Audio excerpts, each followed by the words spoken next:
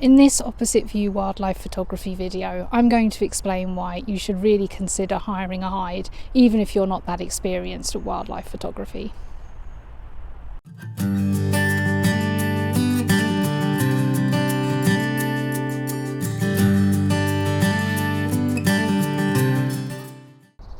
One of the huge benefits of hiring a hide is obviously not disturbing your subject.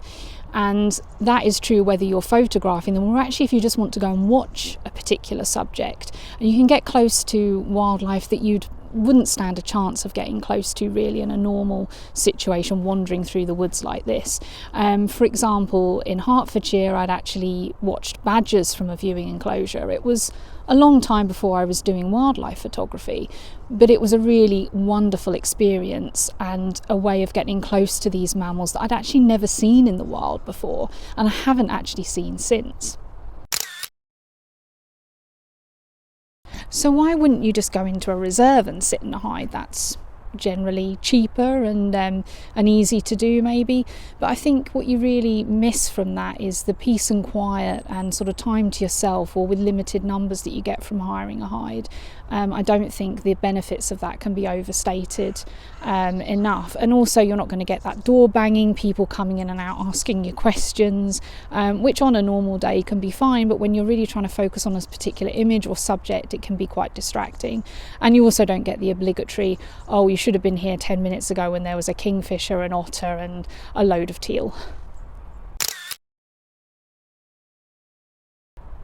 Now, I must admit, I was quite reluctant to consider hiring a hide, mostly because I think there's a sense of imposter syndrome that you get when you're an amateur wildlife photographer, that hiring a hide, spending that money, going to a particular location means that you need to be of a certain standard, or that someone's going to, I don't know, check your images when you're done. You know, did you make good use of the hide? And actually, that's really not what happens. Hiring a hide is a great way to develop your skills, and in an environment where you're in control.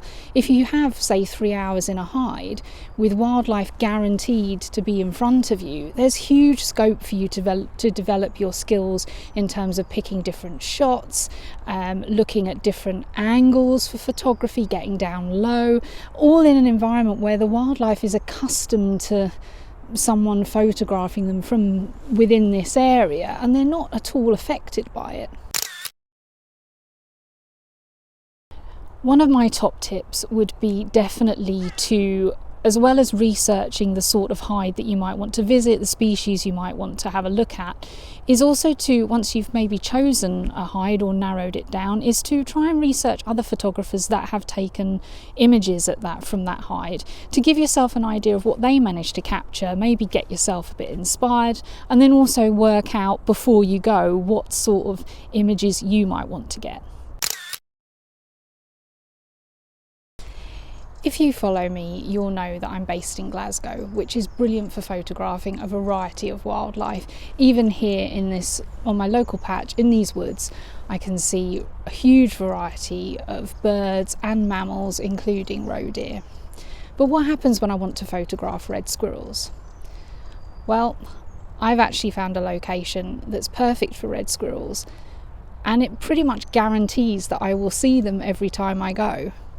And where's that?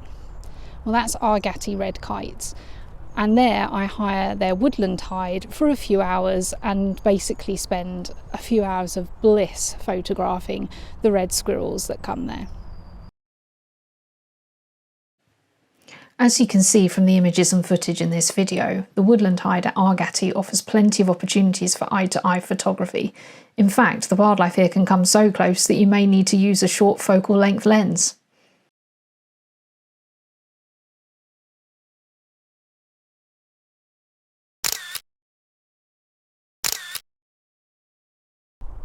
One of my biggest tips when photographing wildlife from a hide that you've hired is to try and remain focused on what it is that you want, and try not to capture every single thing that flies, bounces, walks in front of your camera, because that is the way to insanity basically, particularly if you're in a situation where you're in, say, a woodland where there's lots of woodland birds, mammals, things coming through.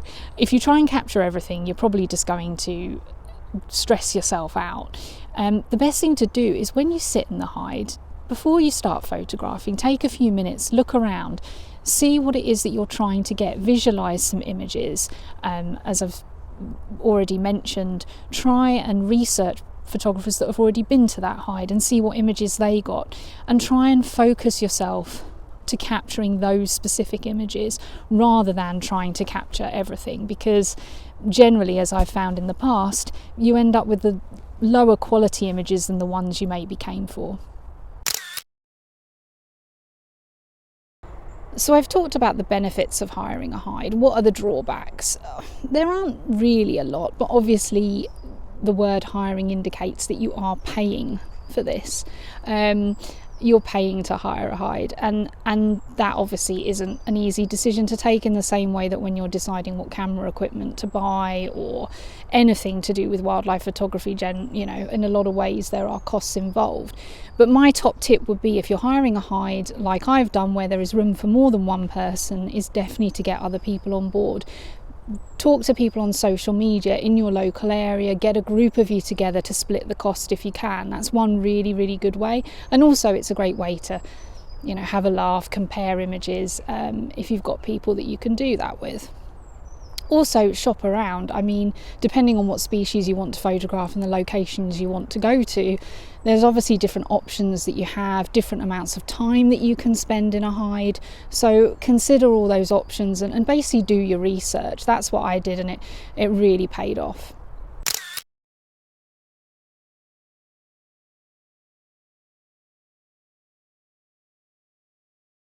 Watching and photographing wildlife from a hide is a great way to ensure you can get closer without disturbing your subject, and allows you to immerse yourself in a species or type of location for a short, intense period. You can also get views of more shy or elusive wildlife that you wouldn't otherwise get. Hiring a hide provides you with the control that you don't have when you're in a public hide, such as those on nature reserves, meaning that you can have the space and time to focus without being disturbed. Beware of having imposter syndrome and being worried that your images aren't of a high enough standard to warrant hiring a hide. It is an opportunity to develop your skills, whatever your level of photography. Remember that you can also often hire a hide with an instructor, which can be a fantastic opportunity to meet new people and learn from their experience, and get feedback on your images. However, don't feel that you have to do this if you just want to have the time to try things out for yourself. Everyone is different, so find out what works best for you. Do your research when choosing a hide to hire, not just about the species you'll be photographing and the location, but also try to look at images and videos that other photographers have captured at any hides you're considering hiring. This will give you a bit of inspiration. Take lenses with both long and short focal lengths if you are hiring a hide where the wildlife may come quite close. You may also want to bring a beanbag, monopod or tripod for stabilising your gear, although some hides will have places to rest or attach your camera built in. Be selective and remain focused on the images you want to capture. Spend some time planning when you get into the hide before you start shooting, and try not to get distracted by attempting to photograph everything that moves in front of your camera. Also remember to watch the wildlife and get accustomed to the behaviour of the animals rather than constantly capturing images. If budget is a concern, try getting others involved to share the cost if the hide is suitable for more than one person. Shop around and look at all the options available. For example, check if you can pay to use a hide for a morning or afternoon instead of a full day. And I think finally, when hiring a hide, the most important thing I would say is to enjoy yourself. Have fun, enjoy the wildlife. Try not to get too tied up in the images that you want to capture. And also don't have this imposter syndrome where you feel that when you walk out the hide, the first thing everyone's going to say to you is, what images do you get? How brilliant were they? Just focus on improving your skills, developing what you want to develop, and I hope you get the wildlife images that you're looking for.